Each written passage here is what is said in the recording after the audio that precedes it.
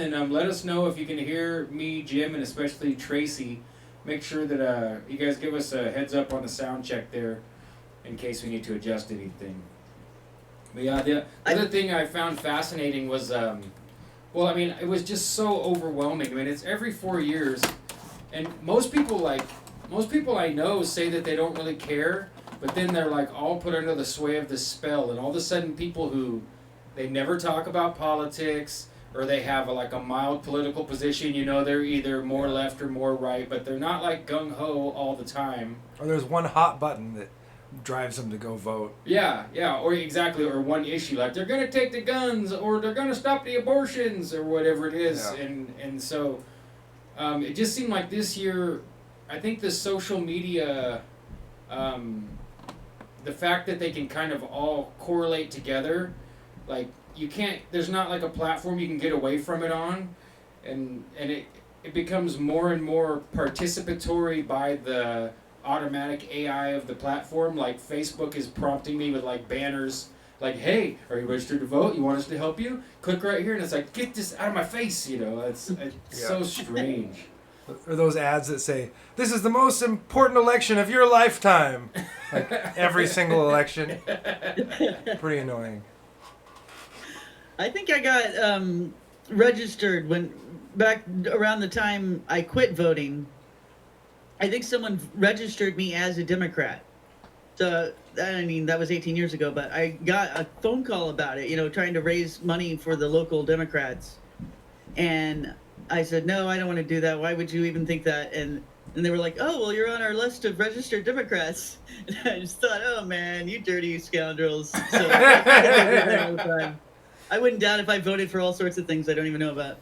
Yeah, in Washington, I'm pretty sure that you have to be registered as Republican or Democrat. You can't register, because I remember one time when I was voting in local stuff, I did dislike whoever was in Washington so much that I went and registered to vote against her and voted for Dino Rossi, who I thought was like the slimiest slimeball ever.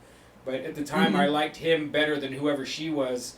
And so probably if I was registered, I'm still registered as a Republican, which to me is pretty hilarious. Like, not that I fit in either category, but it's so different now. There was a time when the Democrats seemed more calm and reasonable. I'd say that that's kind of changed now. It seems like the left has got inflamed hemorrhoids now or something, you know. But yeah, definitely. The whole thing is it doesn't seem to represent any kind of natural movement, or none of the movements are natural. They all seem like they're cooked up by you know, these nonprofit groups that are all usually part of a larger structure of nonprofit groups. So, like, for instance, on the left, they have George Soros, and then they have all the different groups that he sponsors, and they all kind of work together for some larger agenda that maybe no, you know, individual organization understands fully, but they're all kind of, they all show up at a lot of the same rallies and stuff. And like you were saying, you know, people don't get excited, and until they're told to get excited about something.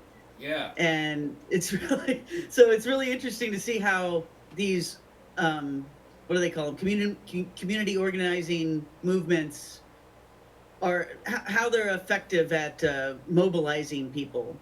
And I guess they do it a lot now through these algorithmically controlled social media platforms. And I don't know. It's weird how it's just always weird to see other people being manipulated, and of course you feel like you're smarter than that, and you're set apart from it, and you're watching all these dumb zombies. And it is weird how you know, it's like, it seems so normal for them. It seems so normal for me to be averted to it, you know, to be turned off by it. Yeah. And I can't understand them, and they can't understand me. Yeah, most people I know, I guess I can't say no, most. It's more like 50-50. Like 50% being like the three of us that like avertive of it, like wishing I wish I could just push the politics mute button once every 4 years, and all the platforms would listen to me and automatically filter it all out. Like I would even replace it with something else that I didn't like.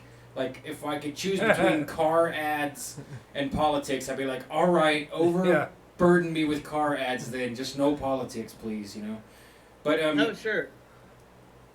But yeah, it's I was gonna say that it ties into all the studying I've done over the years with a lady named Nikki Raparna and communitarianism, because she described in her books that she wrote about it that it would be the NGOs, the non-governmental organizations, that end up defaulting into power because they're the ones that stand in the in-between spaces. Because as a government agency, you can't act, and as as people out here, we're pretty powerless. But the NGOs, and that's totally what I see. What you just described, you know, all these think tank, supposedly not-for-profit, promotional type groups. That I guarantee, if you look at them legally, they're all NGOs, and that's where the big game is, you know.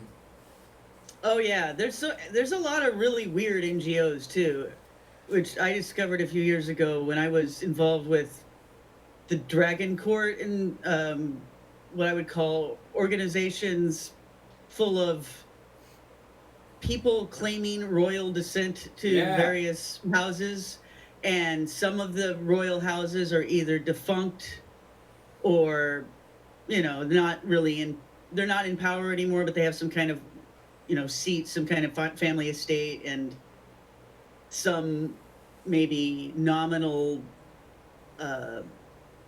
place in the constitutional government of where, you know, where they came from, right? Or where, you know, where they're representing. So anyway, you've got all these different statuses for different royal houses.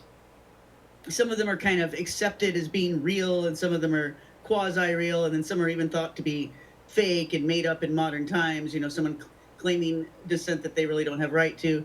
But all of those people, they all still hang out in the same milieu, and they a lot of times end up going to the same dinner parties and stuff. And then there are these NGOs that are formed by those fake and quasi-real royal houses, for whatever reason. I mean, some of them have to do with supposedly charitable work. Some of them have to do with, kind of community organizing and political movements. And then some of them are more tied specifically to the culture and the people of the area that their family comes from, their family represents. But I ran into this whole subject a few years ago, and I never have really unraveled it all. But I know that it exists. Like these people, a lot of them, when I'm describing these claimants to royal houses, also have involvement with military intelligence or other kinds of government intelligence. And so it seems like the NGOs have some kind of function, excuse me for the cough, with the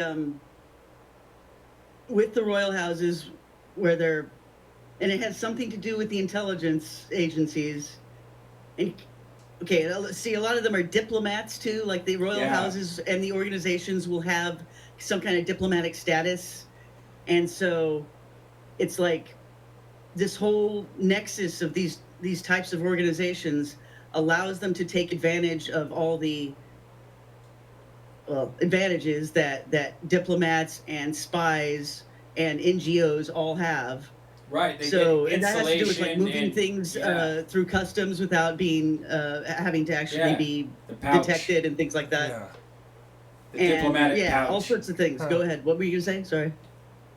Oh, I was just agreeing that there's there's insulation. It's kind of like having insurance. You know, you've got some degree of immunity, and then I've always heard and read about the diplomatic pouch. You know, which when I first heard of it, I imagined like the bag that you carry money to the bank in.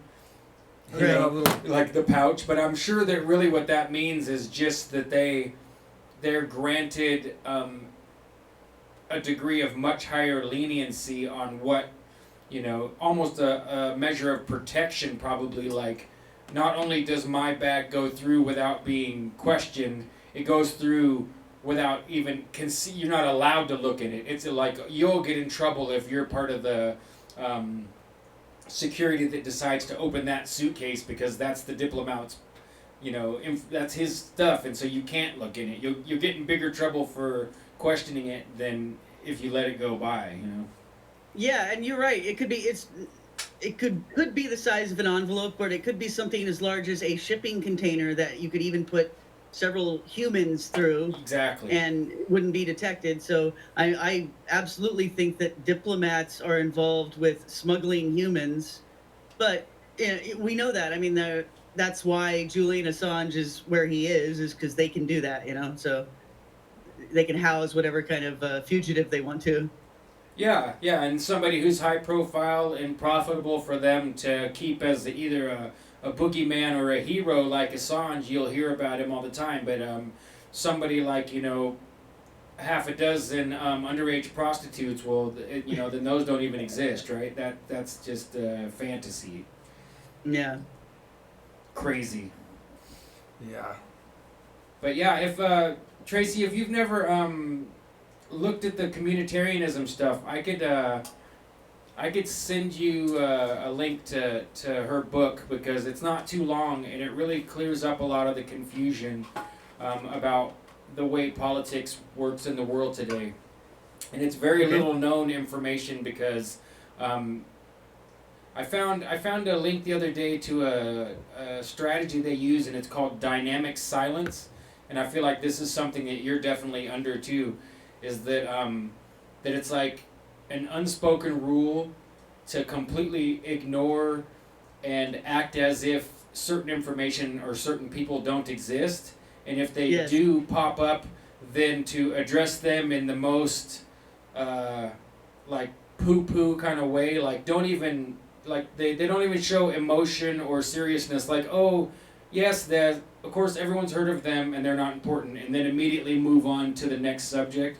And my friend Nikki Rapana, it's the same thing. She stumbled onto some stuff with her daughter way back in, gosh, it's got to be in the 90s, in the early 90s, probably 1990 or something. And